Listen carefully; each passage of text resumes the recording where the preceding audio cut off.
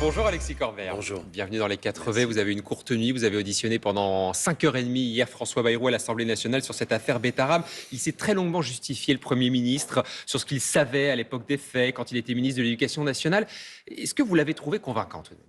Non, pas convaincant et j'oserais même dire pas crédible.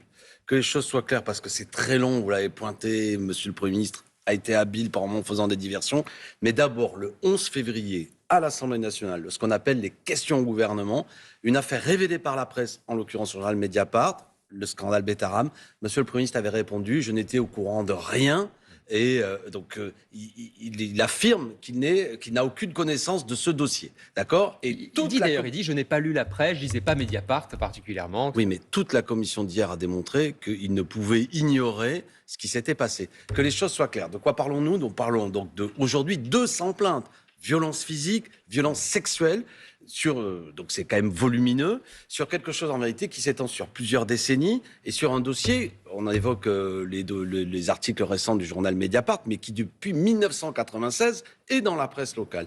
Et François Bayrou a cette particularité, c'est la question que je lui ai posée, c'est qu'il a 43 ans de mandat politique dans la région. Il a tout eu, on n'a jamais vu ça. C'est le cumul des mandats. Conseil départemental. Cumul des mandats, cumul des pouvoirs, cumul des responsabilités. Il a tout eu. Député européen, maire, conseiller général, président du conseil général. Et il nous dit, c'est la tonalité de son intervention hier, pas vu, pas entendu, pas lu quand on lui dit de la presse, pas intervenu. Mais est-ce crédible ? Il dit justement aussi que c'est une instrumentalisation politique, notamment de la gauche. Paul Vannier, le co-rapporteur de cette commission d'enquête parlementaire.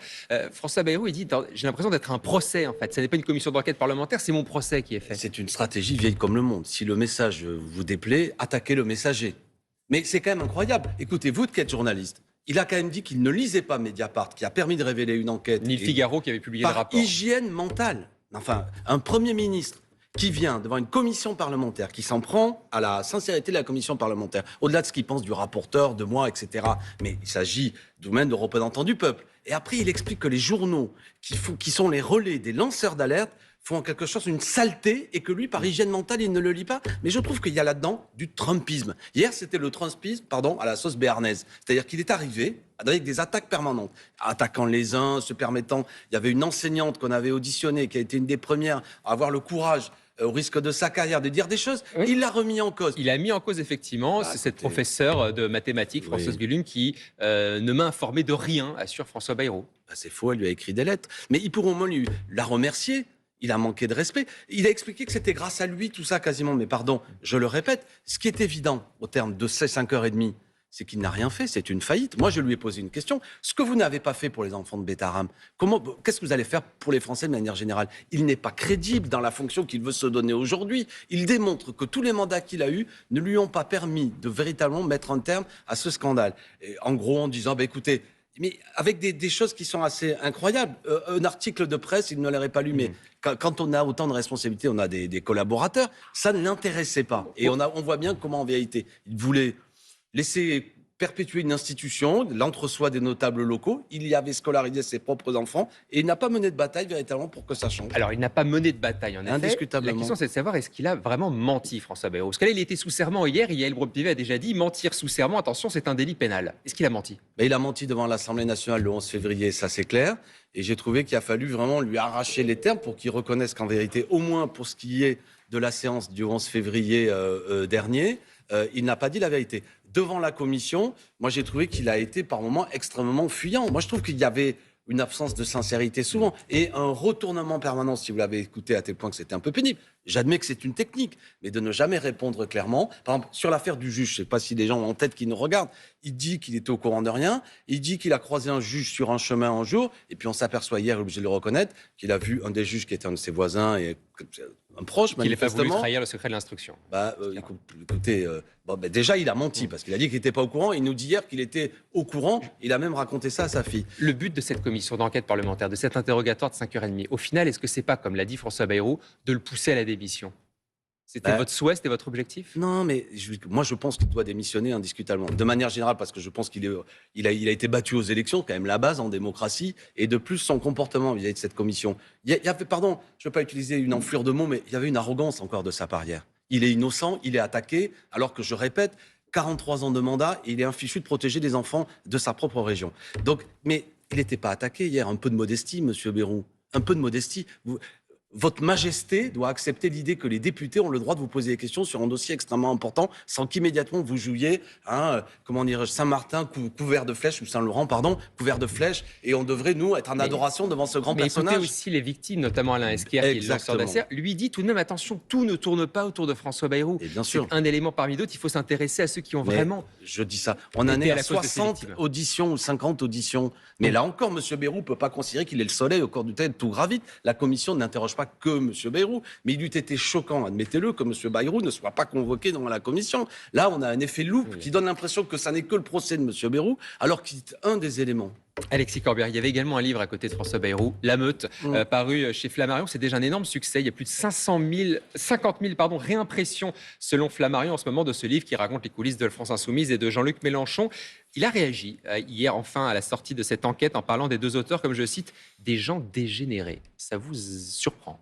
Vous qui n'êtes pas... Il a réagi, vous évoquez... Non mais écoutez, moi j'en ai parlé, le terme en plus est évidemment choquant, c'est un travail d'enquête.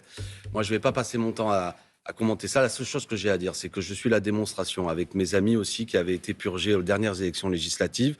Nous avons été contre le candidat que soutenait Jean-Luc Mélenchon dans des endroits où Jean-Luc Mélenchon faisait des gros scores, et nous avons été élus. Donc je pense qu'il y a un électorat qui veut garder le meilleur de la France insoumise, son programme, ses revendications, mais qui a envie d'une insoumission démocratique. J'en suis l'incarnation, ce que je cherche à faire. Pour le reste, lisez-le, c'est un travail d'enquête. Moi, ce qui me concerne, je peux le dire, et ce qui concerne des gens que je connais, est exact. Évidemment, ça n'est pas une enquête, c'est pas un travail politique, c'est une enquête sur un fonctionnement. Et c'est vrai que ce fonctionnement me semble, comment dire, un problème. Après, je reste sur une ligne. Je veux l'unité. Vous continuez de parler de l'unité de la gauche, mais bien y compris avec donc les Insoumis et Jean-Luc Mélenchon. Voilà, je le dis parce que les Insoumis, il y a des trolls, vous savez, sur les réseaux. Je suis pour l'unité, y compris avec la France Insoumise. Premièrement, parce que je pratique le pardon des offenses. Mais y compris avec Jean-Luc Mélenchon. Mais y compris avec Jean-Luc Mélenchon et tous ceux qui veulent aujourd'hui continuer à faire vivre ce nouveau Front populaire qui est arrivé en tête. Après, pour le candidat, il n'y a pas que Jean-Luc Mélenchon à la France Insoumise, me semble-t-il. Mais selon vous, ça ne peut plus être Jean-Luc Mélenchon qui incarne ce courant et cette représentation-là. Je pense qu'on doit pouvoir mettre en discussion qui est le candidat. Je ne pense pas que la France Insoumise ait le droit de dire c'est notre candidat, on le choisit tout seul et puis rangez-vous. Il faut en discuter. Je suis même pour un processus de choix collectif. On peut appeler ça une primaire. Le 2 juillet, notamment Lucie Castet, vous vous souvenez, qui était notre candidate, propose qu'on se retrouve tous. Le but, c'est quoi? C'est de se dire, attention, si on reproduit la même stratégie que la dernière fois, nous n'aurons pas de candidat de gauche au second tour et l'extrême droite risque de gagner. Donc Clémentine Autain se dit prête, ça peut être oui, une mon solution. ami Clémentine Autain pourrait participer à ce processus. Il y a d'autres personnalités pour lesquelles j'ai beaucoup de respect. Je pense à François Ruffin, qui incarne un peu la même histoire. Clémentine Autain, c'est une femme courageuse, une femme qui porte un programme. Et puis il y a d'autres composantes du NFP. Là encore, un programme de rupture, ne pas refaire ce qu'on a pu faire par le passé, le programme du NFP, une candidature commune, un chemin pour la victoire pour éviter la victoire de l'extrême droite. Alexis Corbière, un mot d'Emmanuel Macron qui était à la télévision mardi soir. Il a notamment proposé plusieurs référendums sur des sujets institutionnels, économiques, pas sur l'immigration ni sur les retraites. Il l'a dit, c'est une bonne idée tout de même de pouvoir donner la parole aux Français à 2 ans maintenant de la présidentielle. À donner la parole aux Français, c'est une bonne idée, mais avouez que venant de celui qui la leur refuse sur des sujets fondamentaux, on a bien eu l'impression qu'il y avait d'abord une volonté d'un président qui a été battu, rebattu, qui voulait occuper l'espace médiatique. Là encore, si c'est des référendums gadgets, pardon de l'expression, mais sur les sujets secondaires, en refusant la parole aux Français sur des sujets majeurs, ça ne va pas. On avait un exercice là de pleine monarchie présidentielle. D'un homme qui... Moi, je n'aime pas l'infantilisation du citoyen qui consiste à écouter son monarque pour savoir sur quoi il va nous interroger. Il peut encore réformer, il a démarche de manœuvre d'ici 2027. Mais derrière le mot réformer, de quoi parlons-nous? Lui, ce qu'il appelle réformer, c'est casser le service public, c'est supprimer 40 milliards dans le budget public, c'est écraser encore plus les gens face à des inégalités. Moi, je n'appelle pas ça réformer, j'appelle ça casser. Alexis Corbière, invité des 4V ce matin. Merci et bonne journée.